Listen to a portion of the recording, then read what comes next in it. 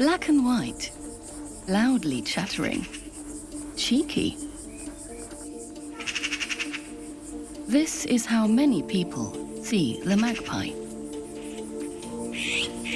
But it also has relatives that are much less well known, smaller and blue-brown, the Azure-winged magpie. Australians call this bird a magpie. However, it is not at all related to the European magpie, despite the similar character traits. One often sees magpies around other animals. They take advantage of some of them, help others, and then there are animals they simply detest.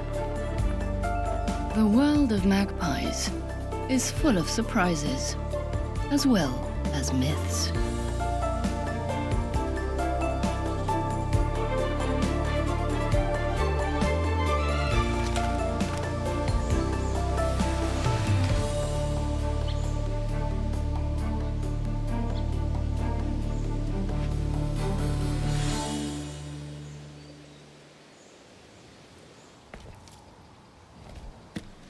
This female magpie is nearly a year old and looking for a partner.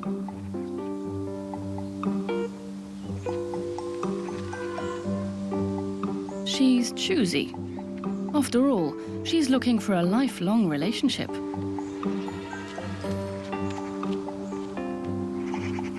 There's no lack of candidates. She wants him to be assertive, and she gladly accepts gifts. However, she is not satisfied with a dry branch, though it could be suitable nest-building material.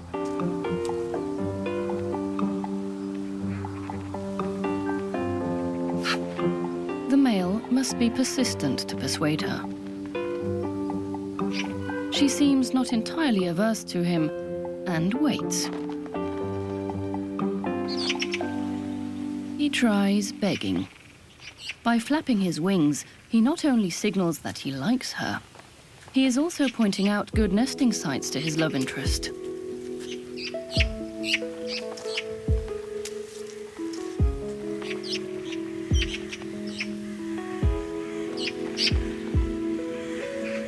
Things finally click. They will remain together for the rest of their lives.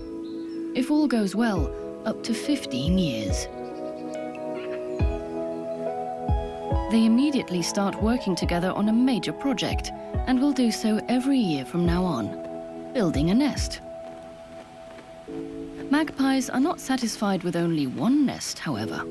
They build several, all at the same time. In a blackberry bush, in a dead tree, in a thicket, and in an olive tree. They will only breed in the best and safest nest. Large branches are the foundation of the nest. Nesting material is formed out of clay. It is transported to the construction site in small portions. Even after it dries, the construction weighs several kilos. Now comes the feature that renders the magpie nest unmistakable: the dome. No other bird builds such a structure. It provides visual protection from above and keeps other birds from looking into the pair's nest and being tempted to steal eggs or chicks. The olive nest just requires padding, preferably with fine roots.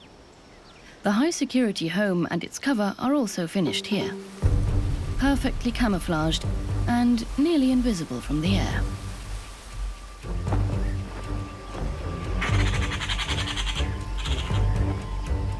Yet they will still defend it.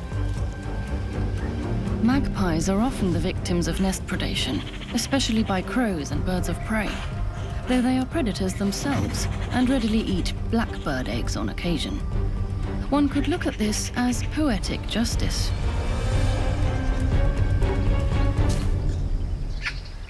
Olive nest secured. Not every nest receives equal attention once it is begun. The pair builds the nest in the dead tree, rather half-heartedly. No dome, badly hidden. A sign of their inexperience? A buzzard has already spied it from afar. No eggs, no chicks. It will at least steal some nesting material.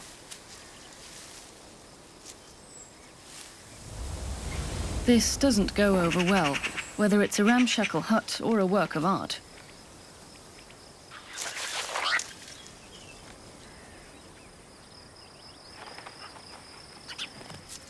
Apparently, there's enormous interest in the desolate realty. Their doubts are confirmed. This is not a good spot for breeding. And so the pair abandons the nest. Beginner's mistake. But there are still others under construction. Magpies had made a home for themselves here too. A long-eared owl has rearranged the nest and raised its young here. Long-eared owls don't build their own nests, and magpie nests are large and stable enough for them. However, they have removed the bulky cover. The chicks begin taking in their environment three-dimensionally by swiveling their heads, in preparation for their first flight. Throw off ballast. Stretch. And take off.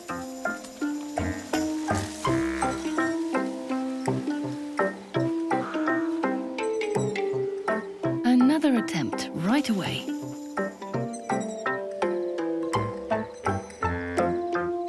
The siblings watch and learn. It must have been a good year for mice, because 5 chicks are unusual. The strongest one is doing particularly well. It can already manage landings. Mother owl is satisfied. The magpie pair next door has decided on the nest in the olive tree. They have abandoned all the others. And they have been blessed with eggs. If the food supply is good, there could be up to 12. The female now has about 2.5 weeks rest before the most demanding time begins for the young magpie parents. Will they see their offspring through?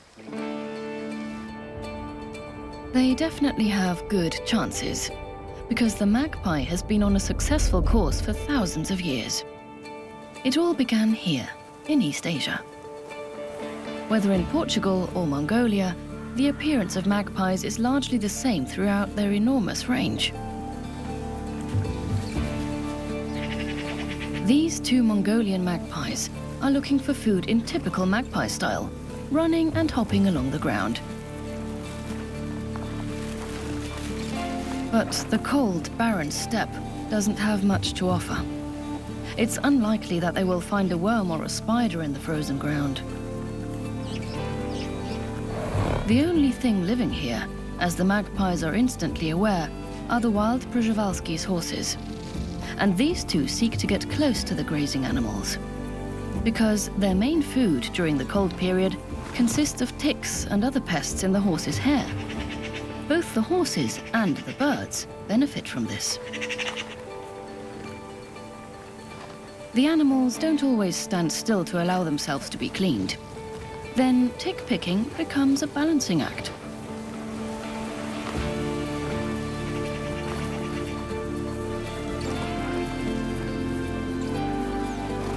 One magpie trademark, the long tail feathers, might have developed for this purpose, as a balancing pole, a vaulting aid, so to speak. But nice long tail feathers also show fellow magpies that they're healthy, and that's important when choosing a partner. The magpies originally came close to people on the backs of grazing animals. This is probably the basis of our 1,000-year-old connection to them.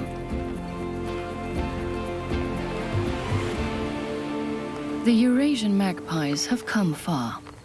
But there's another kind of magpie in East Asia, the Azure-winged magpie.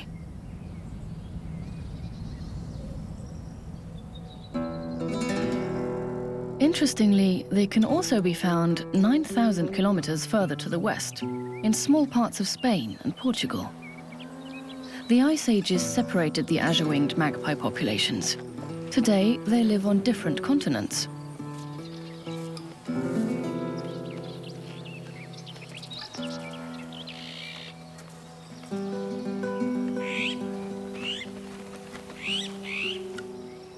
The azure-winged magpie is much less well known and somewhat smaller, but it also has the long tail feathers that are typical of magpies. This young and seductive Spanish azure-winged magpie is trying his luck with a female. Azure-winged magpies don't take lifelong fidelity as seriously as Eurasian magpies.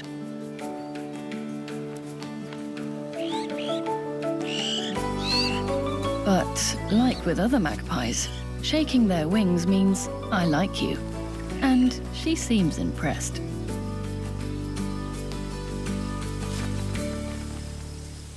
But this was just a little flirt for him, because he actually already has a partner.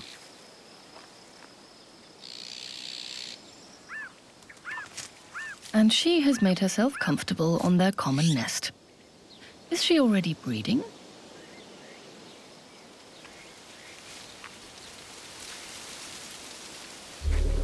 The ocellated lizard, at more than 60 centimeters long, the largest lizard in Europe, seems indifferent. But it has long since discovered the nest and is just waiting for the right moment. Since her partner is not delivering food, she leaves the nest for a moment. This is the opportunity for the lizard. A single unincubated egg would be a delicacy. Meanwhile, the female magpie has discovered a caterpillar. But before she eats it, she has to take off its poisonous stinging hairs. This takes a dangerously long amount of time. Enough time for the lizard. Though it primarily feeds on insects, snails and small mammals, the reptile won't pass up an unprotected bird's egg.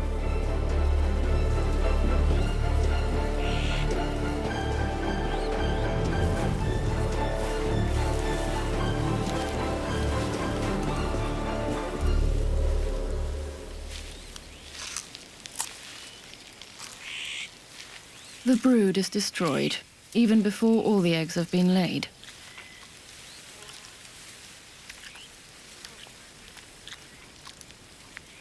It is not uncommon for first-time breeders to lose their offspring.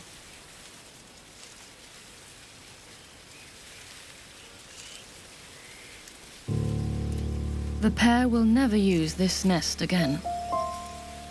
The danger is too great that the thief will come back.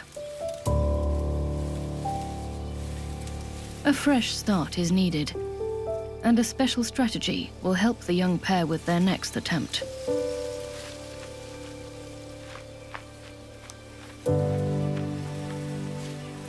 They seem a bit perplexed at first, yet they soon begin looking for new nesting material.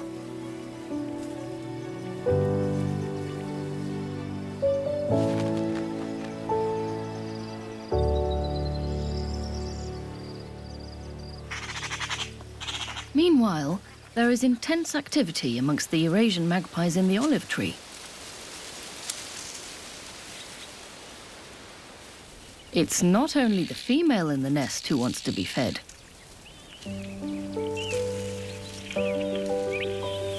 The newly hatched offspring demand constant attention, and most of all, food.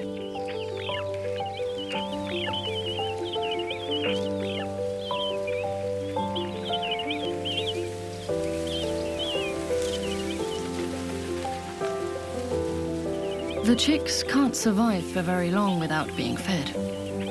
They thrive best on an animal-based diet.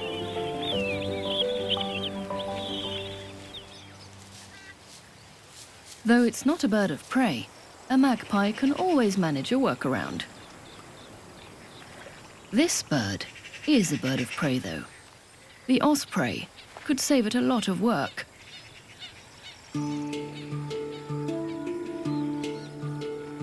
if its hunt is successful.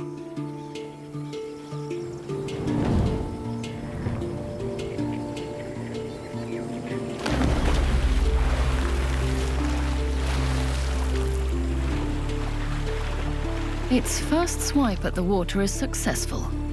A rich prey.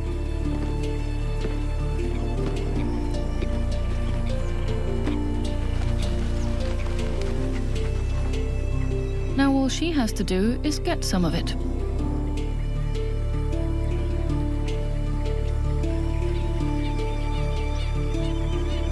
Stealing it right out of its beak would be dangerous. What drops down is good enough.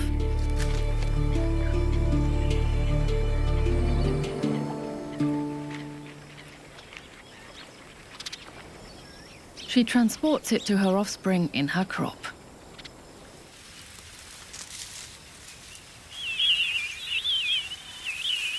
The spoils are not always fairly distributed. Whoever screams loudest is served first.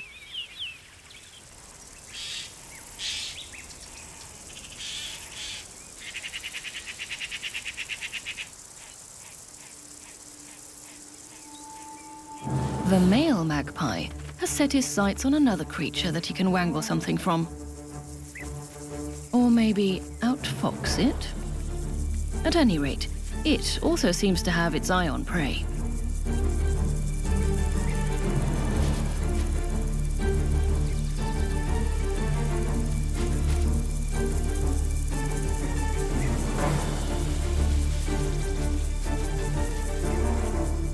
The magpie follows it wherever it goes, and dares to get dangerously close to the hunter.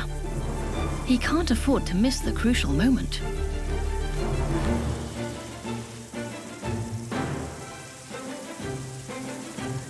The fox doesn't even try to catch him.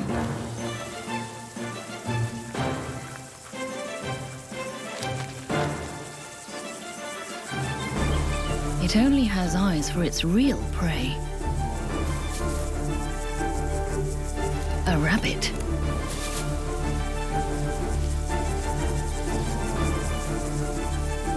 Finally, it was successful. Before others discover the remains, the male takes his share.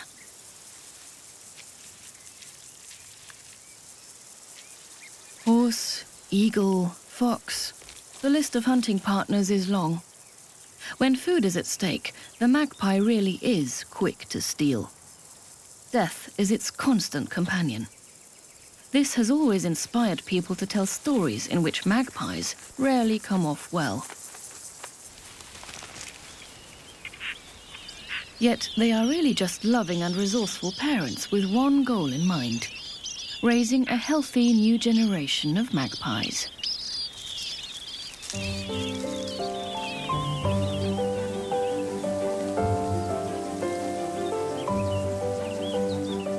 The intelligence and popularity of Eurasian magpies is undisputed. The same is true for another magpie that isn't really a magpie, but is called one. It can be found at the other end of the world, in Australia.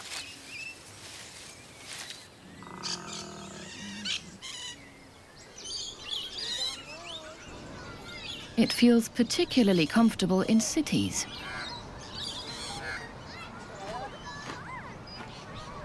Australians call this bird a magpie. It is unrelated to Eurasian magpies, but rather a kind of early songbird.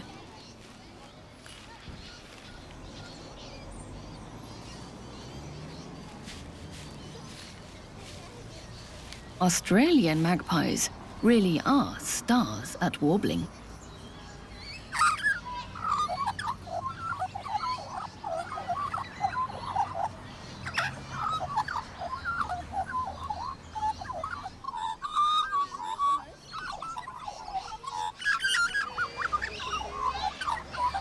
And like to sing in choruses. They have no problem singing over a range of 4 octaves, or imitating humans and environmental sounds. Eurasian magpies just can't compete. Australian magpies also find mates in the Australian spring. The adults have black and white plumage. Their appearance and behavior reminded the first settlers of Eurasian magpies, which gave them their name. This pair's offspring still wear their juvenile plumage of grey feathers. They are always hungry.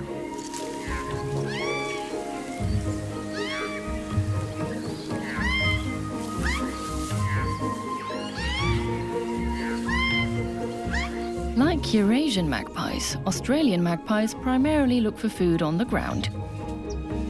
Insects, worms and spiders are at the top of their menu.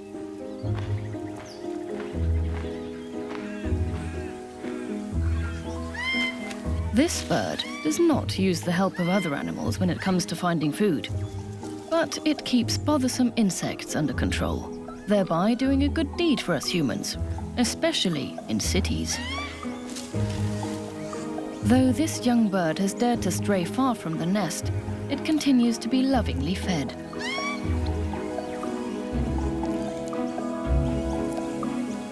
The nestling isn't quite ready. Its feathers jut out noticeably, but its muscles are not yet strong enough.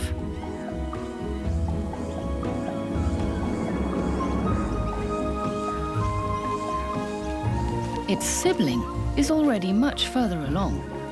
Determinedly, it works its way out of the thicket of branches to a favorable takeoff position, and finally follows its parents to the feeding grounds, far from the nesting tree.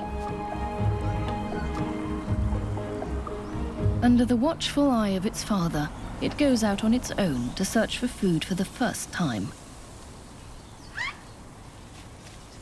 As a reward, the father still feeds the youngster a bit. The Australian magpie is completely dedicated to caring for fledglings.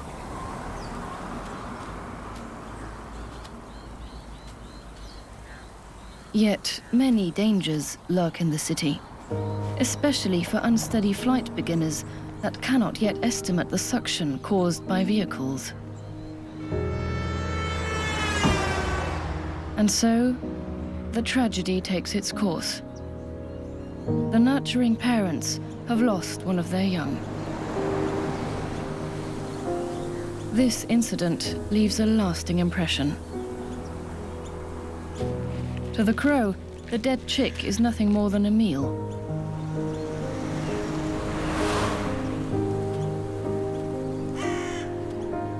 But the Australian magpie parents associate us with the loss of their offspring.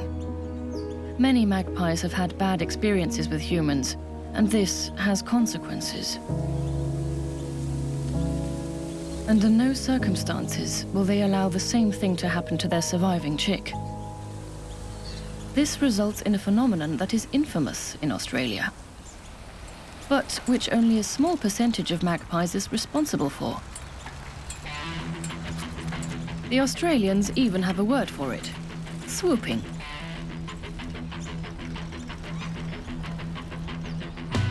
The Australian magpies really just want to defend their chicks.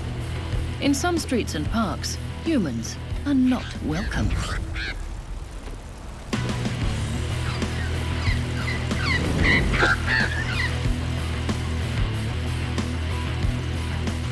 And they remember faces. If someone has previously bothered them or is a stranger, they get a thrashing. Often, loud screeches and a mock assault are enough to chase intruders off. It makes twice as much sense to wear a bicycle helmet during magpie breeding season.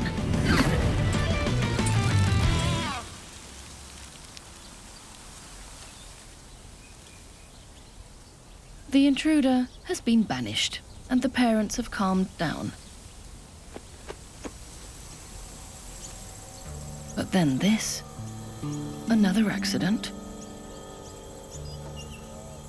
Is it paralyzed with shock? Even if it doesn't look like it, this is the local magpie spa. Here they meet for sunbathing. to relax, and to take care of their plumage. The Australian sun burns the pests from their feathers. The magpies don't care if it looks funny. This is not the only thing that differentiates them from most other birds. Like Eurasian magpies, Australian magpies are very curious. Our pair's remaining chick has discovered a toy.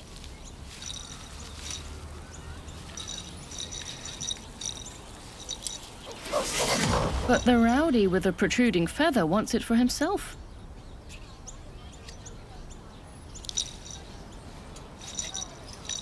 If the youngster is to successfully defend his territory later, it must learn to assert itself.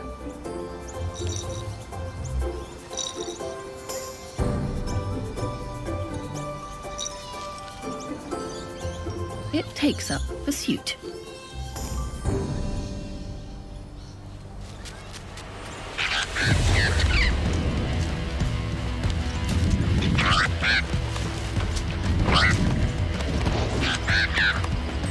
Other youngsters get involved. Though this looks brutal, it's just a game.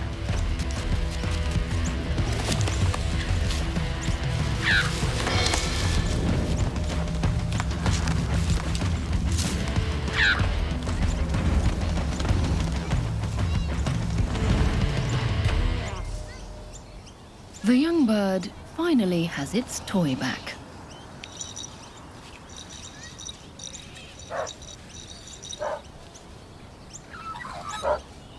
Unfortunately, though, this only lasts until the real owner arrives.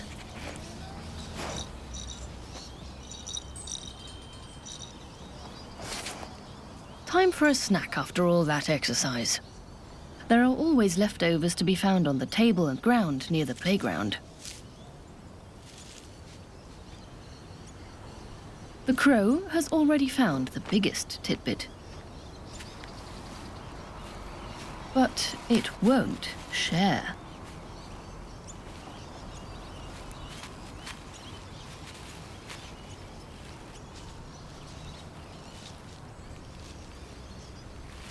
Their desire for live food is triggered automatically as soon as they see something moving on the ground.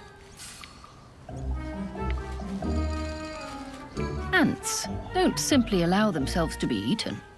First, they pinch most dreadfully.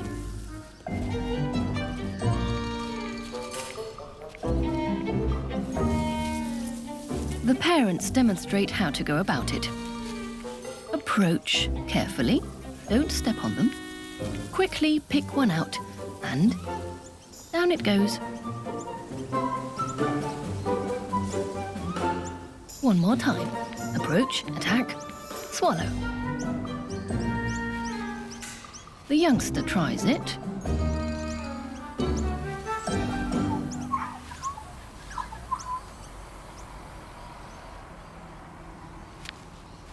And gets a pain-free ant snack.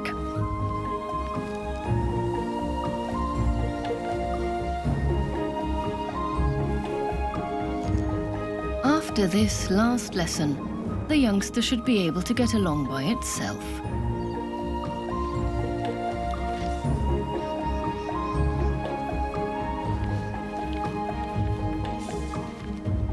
Australian magpies, appealing birds with an unfortunately much too bad reputation.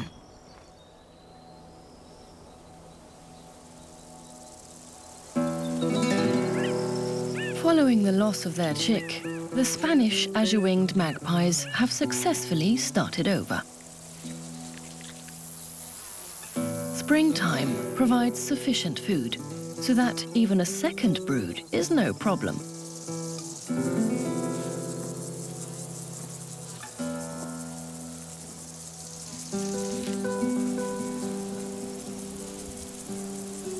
They gather food using a special head-first dive hunting technique. Otherwise mostly vegetarians, the birds rely on protein-rich insects during the breeding season.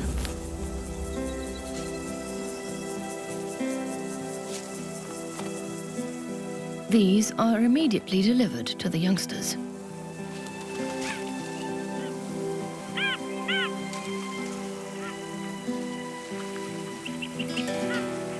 something has changed since their last attempt at breeding.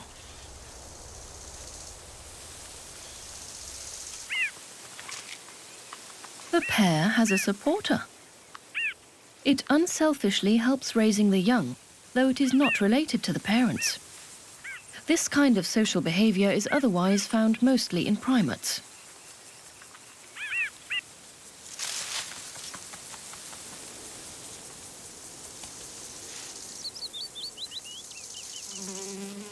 But gathering food is not the only challenge that the young pair has to cope with, and the nest assistants are not responsible for everything.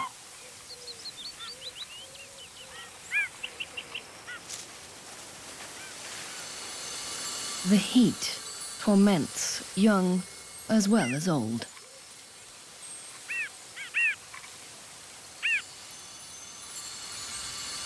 One of the parent birds must always remain at the nest to provide shade, or the chicks might overheat. A refreshing bath would do them good, the way the starlings enjoy theirs.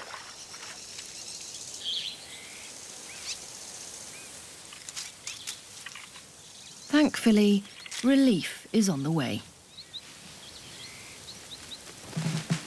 The female uses the opportunity.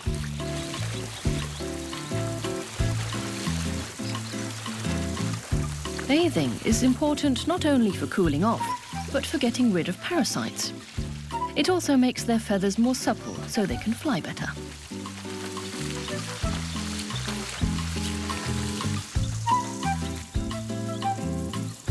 All the splashing birds are too much for the turtle.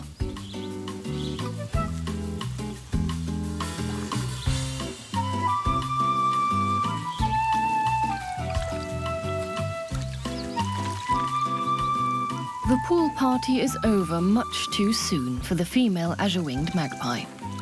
She must return to the nest to relieve her mate.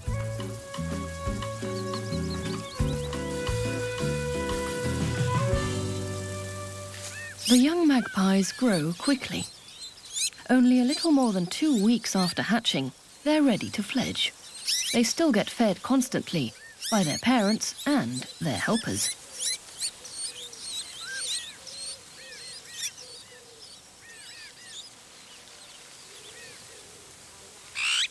Flying muscles must be trained in the nest, unfortunately for the siblings.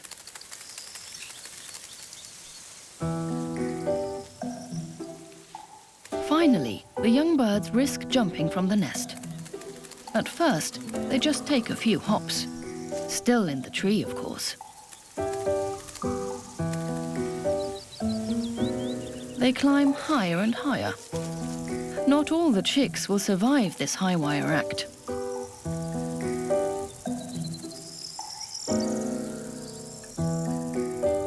Then, the very first attempt at flight. Crash landing.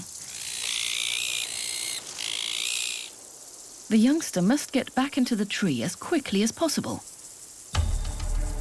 A snake has already discovered the chick. The parents are on the alert. But so are all the other magpies in the area.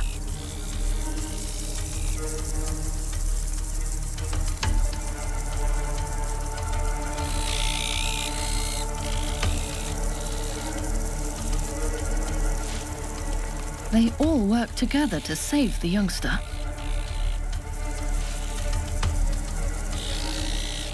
Loud shrieking, clattering of beaks, snapping, mocking.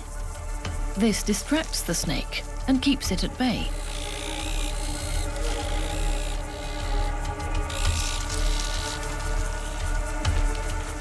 The more magpies gather, the more effective the rescue operation.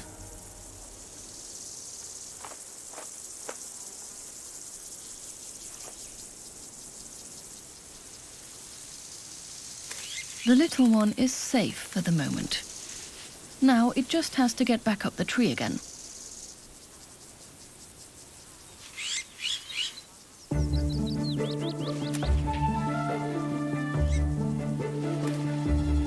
But it can climb much better than it can fly.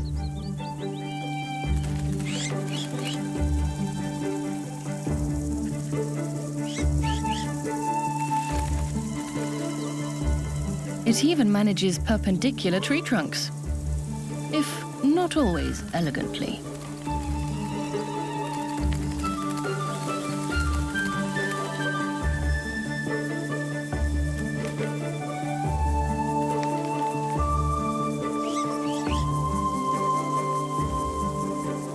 Done. With the help of the Azure-winged Magpie community, the offspring has managed to survive. This behavior is unique among magpies and extremely rare in the whole animal kingdom.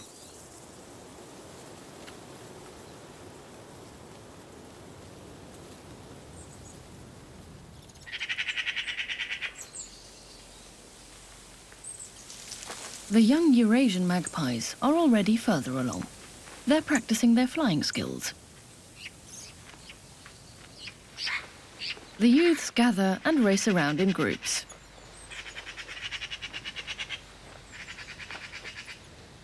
Some fly far from their home, settling close to humans more and more frequently.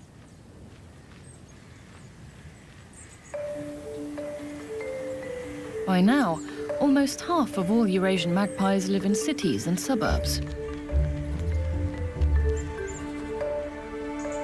Our young magpie must learn how to get food. Other animals will not help it alleviate its hunger here.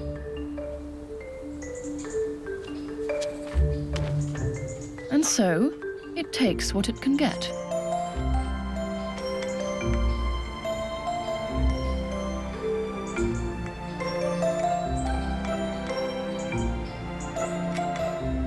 Magpies have practically limitless flexible food gathering skills. Picking at trash makes magpies happy, but not us humans. Some people find them too loud and too aggressive, and think there are just too many. As a result, though they were nearly extinct until the 1960s, almost 1 million magpies are shot in Europe every year. Still, they feel at home in our gardens. One reason is that people don't hunt them there. And there is always plenty of food. Aluminium foil means food, as the young magpie has quickly learned. It is capable of understanding object permanence. This means it recognizes that an object continues to exist even if it can't see it. Like the cake under the aluminium foil. This ability is essential when it comes to setting up food hiding places.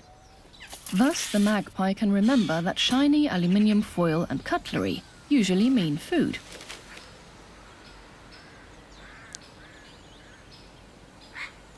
Its curiosity and its hunger drive it close to our silver spoons. Their resourceful search for food has probably led to this popular preconception: that magpies steal, preferably jewelry and other shiny objects. We hear this from childhood on. A propagator of this idea was Rossini's famous opera, The Thieving Magpie, where the bird keeps stolen goods in its nest.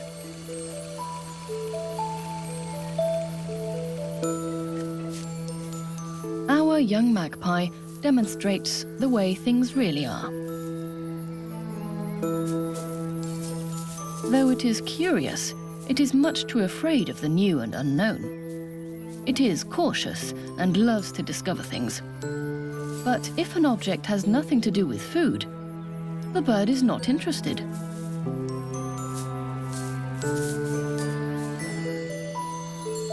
It doesn't have a nest either, and would never bring jewelry there if it did. That would be much too dangerous for the eggs and the offspring. Nevertheless, full of mischief, it tests out its limits.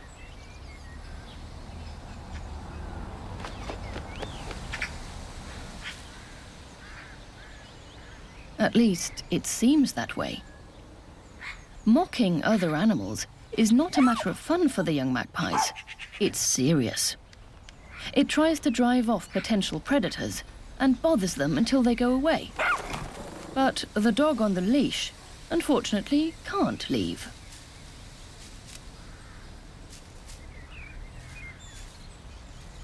And then it even steals the ball.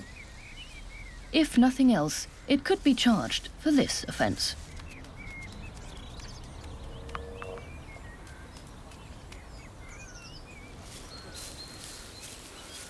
Yet there's even more to discover in the garden. A mirror. The young magpie has never seen itself before. How will it react?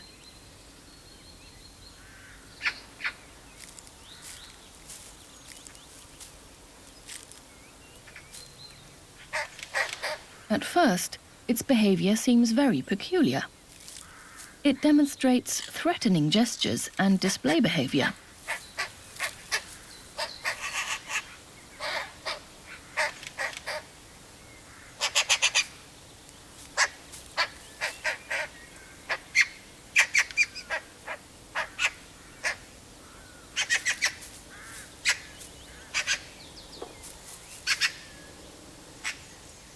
It even attacks. Clearly, our magpie has not recognized itself. In any case, it can learn to recognize itself, which puts the intelligence of these fascinating birds on a level with chimpanzees or dolphins. Magpies are not thievish unless it comes to food. We humans have made up stories about magpies stealing jewelry. Still, they are curious, and they like to stuff their beaks a bit full. Like all corvids, magpies are highly intelligent. Perhaps that's what frightens us the most, for no reason at all. The hunting communities they form with other animals have always inspired stories. Magpies have a memorable appearance. For this reason, we have named similar-looking birds after them. Yet Australian magpies also suffer from a bad reputation. It's only Azure-winged magpies that people have no problem with.